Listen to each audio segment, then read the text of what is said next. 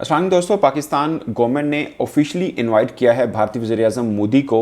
और असल हकीकत ये है कि शंघाई कोऑपरेशन ऑर्गेनाइजेशन की CHG मीटिंग, जिसको council of head of government meeting भी कहा जाता है, वो होनी है, जिसकी मेज़बानी पाकिस्तान कर रहा है। और 15-16 अक्टूबर को ये मीटिंग होनी है पाकिस्तान के अंदर, और उसके लिए इनवाइट किया है नरेंद्र मोदी को पाकिस्तान गवर्नमेंट ने। ऑफिशियल लेटर भी लिखा है। अब इसके ऊपर रिस्पॉन्ड क्या करता है इंडियन गवर्नमेंट, ये बहुत अहम है।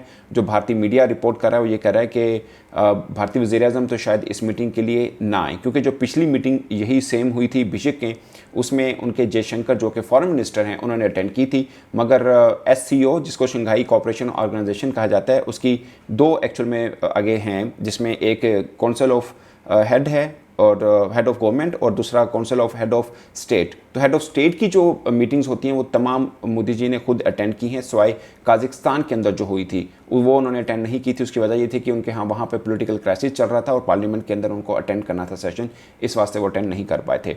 मगर CHG मीटिंग जो है वो अब मोदी खुद आते हैं या किसी मिनिस्टर को नामजद कर दें कि वो आकर वो ये मीटिंग को अटेंड कर लें। लास्ट टाइम जब SCO की फॉरेन मिनिस्टर्स की मीटिंग हुई थी उसमें बिलावल भुट्टो गए थे, आपको याद होगा, जयशंकर ने उनका इस्तकबाल किया था और सब मिनिस्टर्स का, फॉरेन मिनिस्टर्स का इस्तकबाल किया था, तो वहाँ पर बिलावल भुट्टो गए थे। लास्ट टाइम कोई भारतीय जो बड़ा मिनिस्टर पाकिस्तान का जिसने टूर किया वो 2015 में भारतीय वज़ीर ख़ारजा ने टूर किया था, सुषमा जी ने। और उसके बाद आपको याद होगा कि प्राइम मिनिस्टर मोदी जी ने भी एक बार पाकिस्तान, जब प्राइम मिनिस्टर नवाज शरीफ थे उस वक्त आकर उन्होंने पाकिस्तान का सडन और सरप्राइज विजिट किया था। मुख्तसर दौरा था, मगर वो एक दौरा के तो लास्ट वही हाई प्रोफाइल दौरा है किसी भारतीय प्राइम मिनिस्टर का। उसके बाद सिचुएशन काफ़ी चेंज हो गई और अब पाकिस्तान के एंड पर ये एक ऑफिशियल लेटर है या इनविटेशन आप कह लीजिए, वो गया है और ये SCO के तमाम लीडर्स को गया है। ये सिर्फ भारत को नहीं गया, तमाम लीडर्स को गया है। मगर खबर ऑफ कोर्स बनती है भारत की कि भारत इसके ऊपर रिस्पॉन्ड क्या करता है, क्योंकि बाकी ममालिक के जितने भी इसमें शामिल हैं वो तो ऑफ कोर्स आएंगे, मगर भारत प्राइम मिनिस्टर खुद आएंगे या किसी मिनिस्टर को वो भेज देते हैं। ये एक बड़ा अहम हो। मिनिस्टर भी कौन सा भेजेंगे, लाइक कोई फॉरेन मिनिस्टर आते हैं इसके ऊपर जो कि हाई प्रोफाइल होगा अगर उनका आना भी यहाँ पर हुआ तो।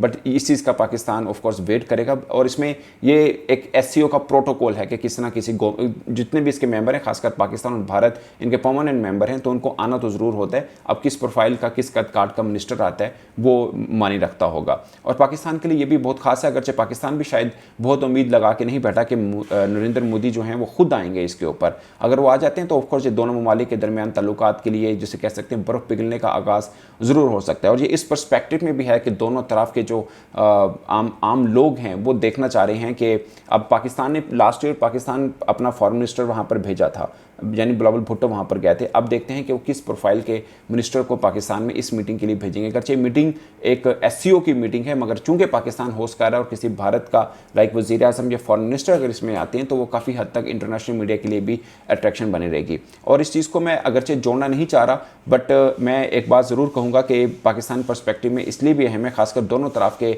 आम जो क्रिकेट फैंस हैं, क्योंकि अक्टूबर में ये हो रही है, फिर फेब के अंदर पाकिस्तान ने अपनी चैंपियंस ट्रॉफी करानी है। अगर उनका कोई हाई प्रोफाइल यहाँ पर मिनिस्टर आता है या अगर मोदी जी खुद आते हैं तो एक बहुत बड़ा ये एक ब्रेक थ्रू होगा। मगर भारतीय मीडिया रिपोर्ट कर रहा है कि नरेंद्र मोदी शायद इस मीटिंग के लिए ना आए और कोई मिनिस्टर आएगा, जो कि एक्सपेक्टेड भी है कि शायद वो खुद नहीं आएंगे, क्योंकि पॉलिटिकल सिनेरियो वहाँ पर भी तो काफ़ी चेंज हो चुका है। और पाकिस्तान गवर्नमेंट जो है वो वेट करेगी कि कौन भारत की तरफ से इस मीटिंग में नुमाइंदगी के लिए आता है। मगर चैंपियंस ट्रॉफी के लिए बहुत ख़ास कदम होगा जो भी भारत का रिस्पांस इसके ऊपर होगा, क्योंकि BCCI ने सारे के सारी बॉल जो है भारतीय कोर्ट में फेंकी। और सिर्फ BCCI नहीं है बल्कि पाकिस्तान भी भारत के मुतालिक कोई भी डिसीजन होता है, खासकर जैसे बोलते हैं प्रोफेशनल स्पोर्ट्स को लेके, छोटी गेम्स की बात नहीं कर रहा। अभी पाकिस्तान के अंदर एक आम फाइटिंग गेम वगैरह हुई है, उसके अंदर भारतीय फाइटर्स आए थे, बट वो एक लो प्रोफाइल गेम है। अब हाई प्रोफाइल गेम की मैं बात कर रहा हूँ, जैसे क्रिकेट है, इसमें पाकिस्तान अगर भारत में किसी इवेंट को शिरकत करने जाता है तो पाकिस्तान अपनी गवर्नमेंट से पूछता है, रूटीन के ऊपर भी। और यहाँ पर ICC का ये चैंपियंस ट्रॉफी एक इवेंट है जिसमें भारतीय टीम आएगी या नहीं आएगी। सबको मालूम है कि BCCI ने बॉल जो है भारतीय गवर्नमेंट के कोर्ट में फेंकी है। अब भारतीय गवर्नमेंट क्या डिसीजन करती है वो बहुत खास है। एक थोड़ा सा टेक्निकल मैं बता दूँ कि ICC के प्लेटफॉर्म के ऊपर जब ये मीटिंग होगी, अगर भारत आता है वो तो चीज़ें सब सीधी रहीं, अगर नहीं आता और अगर वो इस चीज़ का जवाब पेश करता है कि हमारी गवर्नमेंट ने हमें परमिशन नहीं दी है, तो उस मीटिंग के हद तक, यानी जब वो मीटिंग हो रही होगी आईसीसी की, उस मीटिंग के हद तक उनको कोई ना कोई प्रूफ देना पड़ेगा बीसीसीआई को, और उस मीटिंग का हेड उस वक्त हो सकता है कि जय शाह खुद हों, क्योंकि आईसीसी के चेयरमैन वो बनने जा रहे हैं और आईसीसी की ही जिम्मेदारी है कि वो भारतीय टीम को भी पाकिस्तान लेके आए। यानी एक तरह से जय शाह की ये जिम्मेदारी होगी, वो भारतीय टीम को पाकिस्तान लेके आए, क्योंकि उनकी जिम्मेदारियों में शामिल होगा बीइंग चेयरमैन ऑफ आईसीसी।